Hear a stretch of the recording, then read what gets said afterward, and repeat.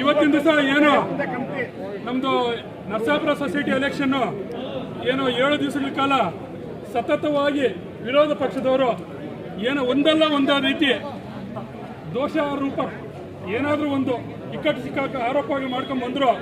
ಇವತ್ತು ಅದಕ್ಕೆಲ್ಲ ರಿಸಲ್ಟ್ ನಾವು 11 ಸೀಟ್ ಗೆದ್ದಿರೋದು ಮೊದಲನೇದಾಗಿ. ಅದೇ ರೀತಿ ಅವ್ರ ಬಗ್ಗೆ ಒಂದು 2 ದಿವಸದಿಂದ ಏನು ವಿಡಿಯೋ ಮಾಡಿಬಿಟ್ಟು ಕೊಟ್ಟಿದ್ರು ಅವ್ರಿಗೆ ಮೊದಲನೇದಾಗಿ ಧನ್ಯವಾದಗಳು ಹೇಳ್ತೀನಿ. ಯಾಕಂತ ಹೇಳಿದ್ರೆ ಯಾವುದನ್ನ ಮಾಡೋದಕ್ಕೆ ಈ ಗೆಲುವು ಕಾರಣ ಯಾರು ಸತ್ಯನ ಸುಳ್ಳು ಅಂತ ಹೇಳಿ ವಿಡಿಯೋ ಮಾಡಿಬಿಡ್ತಾರೋ ಅದಕ್ಕೆ ಎಲ್ಲ ಜನಸಾಮಾನ್ಯರೇ ಜನಗಳೇ ಮತ್ತೆ ವೋಟರ್ಸೇ ಈ ಸೊಸೈಟಿ ಎಲ್ಲ ವೋಟರ್ಸು ಇವತ್ತು ಅತ್ಯಧಿಕ ಮತದಿಂದ 11 ಅಭ್ಯರ್ಥಿಗಳು ಗೆಲ್ಸಿರೋದು ಇವತ್ತು ಉದಾಹರಣೆಗೆ ನೀವೆಲ್ಲ ನೋಡ್ತಾ ಇದ್ದೀರಿ. ಅದೇ ರೀತಿ ಇವತ್ತಿನ ದಿವಸ ಏನು 2-3 ದಿವಸ ಹಿಂದ್ಗಡೆ ಸ್ಟ್ರೈಕ್ ಮಾಡಿಸೋದಾಗ್ಲಿ, 2 ಪಕ್ಷಕ್ಕೆ ಸೇರಿ ಇಕ್ಕಟ್ಟು ಸಿಕ್ಕಾಕ್ಸೋದು, ನೀವೇನು ಮತ ಚೋರಿ ಮಾಡಿದೀವಿ ಅಂತ ಹೇಳೋದು, ಆಯ್ತಪ್ಪ 200 ಓಟ್ ಮತ ಚೋರಿ ಗೆದ್ದಿರಿ, ಲೀಡ್ ಗೆದ್ದಿರೋದು ಎಷ್ಟಪ್ಪ 600 ಓಟು, 200 ಓಟ್ ಎಲ್ಲಿ 600 ಓಟ್ ಎಲ್ಲಿ? ಇವತ್ತೇನು ಆಡಳಿತ ಮಂಡಳಿ 11 ಸದಸ್ಯರು ಮುಂದಾಜಣ್ಣವರ ನೇತೃತ್ವದಲ್ಲಿ ಗೆದ್ದಿದೆಯೋ ಅದೇ ರೀತಿ 15 ವರ್ಷಕ್ಕೂ ಮತ್ತೆ 12 ಸದಸ್ಯರು ಅವರ ಆಡಳಿತದಲ್ಲಿ ಇನ್ನೂ ಹೆಚ್ಚು ಸರ್ವಿಸ್ ಮಾಡಿ ಜನಗಳಿಗೆ ಎಲ್ರಿಗೂ ಒಳ್ಳೆ ಅನುಕೂಲ ಮಾಡಿ ಇದೇ ರೀತಿ ವಿಶ್ವಾಸ ಗೆದ್ದು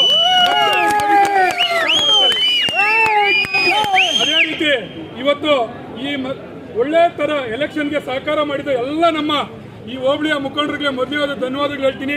ಅದೇ ರೀತಿ ಮತದಾರರಿಗೂ ಮೊದಲನೇದಾಗಿ ಧನ್ಯವಾದಗಳು ಹೇಳ್ತೀನಿ. ಪೊಲೀಸ್ ಸಿಬ್ಬಂದಿ ಬೆಳಗ್ಗೆಯಿಂದ ಅವರು ಊಟ ತಿಂಡಿ ಬಿಟ್ಟು ಸಹಕಾರ ಮಾಡಿ ನಮಗೆ ಸಹಕಾರ ಕೊಟ್ಟಿದ್ದಾರೆ. ಪತ್ರಕರ್ತರಿಗೂ ಸಹಕಾರ ಕೊಟ್ಟಿದ್ದಾರೆ. ಅದೇ ರೀತಿ ನಮಗೆ ಬೆನ್ನೆಲುಬಾಗಿ ನಮ್ಮ ಕೋಲಾರ ವಿಧಾನಸಭಾ ಕ್ಷೇತ್ರದ ಶಾಸಕರಾದ ಕೊತ್ತೂರು ಮಂಜಣ್ಣವರು ಪ್ರತಿ ಕ್ಷಣದಲ್ಲಿ ಅವ್ರ ಕಾಂಟ್ಯಾಕ್ಟ್ ಅಲ್ಲಿ ಇಟ್ಕೊಂಡು ಏನಾಗ್ತಾ ಇದೆ, ಏನ್ ಮಾಡಬೇಕು, ನಾವೇನ್ ಮಾಡಬೇಕು, ಯಾರ್ಯಾರು ಮಾತಾಡ್ಬೇಕು ಅಂತ ಹೇಳಿ ಅವ್ರು ನಮ್ಗೆ ಬೆಂಬಲ ಕೊಟ್ಟವ್ರಿಗೆ ಮೊದಲನೇದಾಗಿ ಅವರು ಕೂಡ ಈ ಸಂದರ್ಭದಲ್ಲಿ ಅವರಿಗೆ ಧನ್ಯವಾದ ತಿಳಿಸ್ತೀರಿ.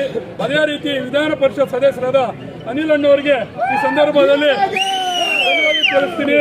ಅದೇ ನಮ್ಮ ರಾಜಕೀಯ ಕಾರ್ಯದರ್ಶಿಗಳಾದಂಥ ಮುಖ್ಯಮಂತ್ರಿ ನಜೀರ್ ಸಾಹೇಬರು ಕೂಡ ಈ ಸಂದರ್ಭದಲ್ಲಿ ಧನ್ಯವಾದ ತಿಳಿಸ್ತೀನಿ.